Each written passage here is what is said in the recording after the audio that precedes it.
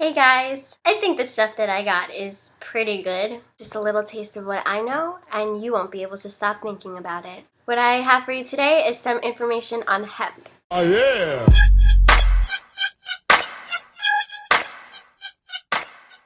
I contacted one of the leaders of the hemp industry. His name is Dvořák, and he developed an organization called the Cannabis Curriculum. It's an educational organization dedicated to doing research on the benefits of cannabis hemp while documenting the negative effects that prohibition has had. So the first question is, what is hemp and how is it different from the marijuana that we smoke?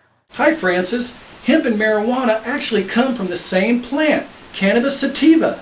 The difference has to do with the level of tetrahydrocannabinol, or THC, found in the cannabis flowers. Marijuana usually has between 5 and 15%, while hemp has less than 1%, so you cannot get high smoking hemp. Hemp is a great source for healthy foods and environmentally friendly products. So what are some of the things that you can make out of hemp? So let's start with the hemp stalk. Behind me are some hemp stalks from Canada. As you can see, hemp can grow over 10 feet tall.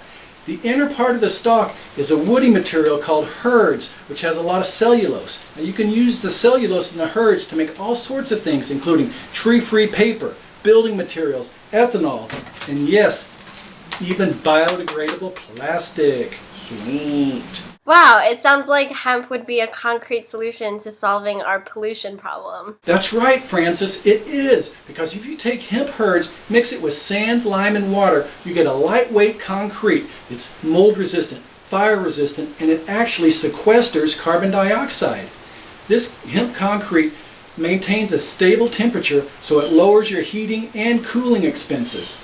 They've built a few hemp houses in America, but since all the hemp has to be imported, the cost is a lot higher than it would be if American farmers were growing hemp.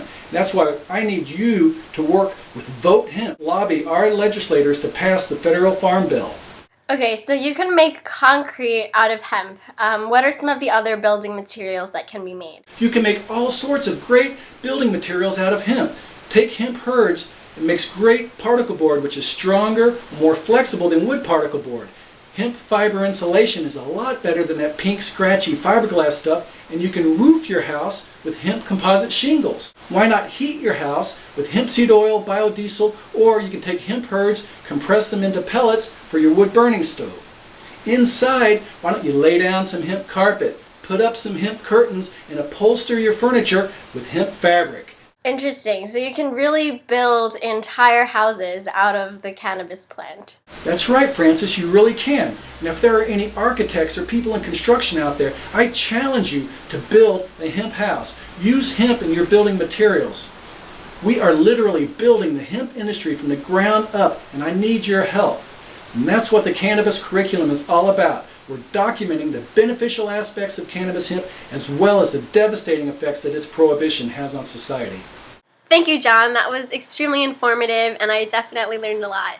Just something to keep in mind, guys, one of the most negative effects of prohibition is that it inhibits a lot of research that could be done on the cannabis plant.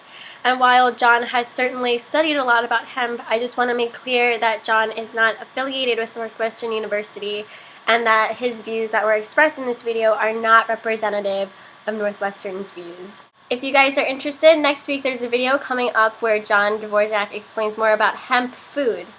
So until then, guys, stay sensible.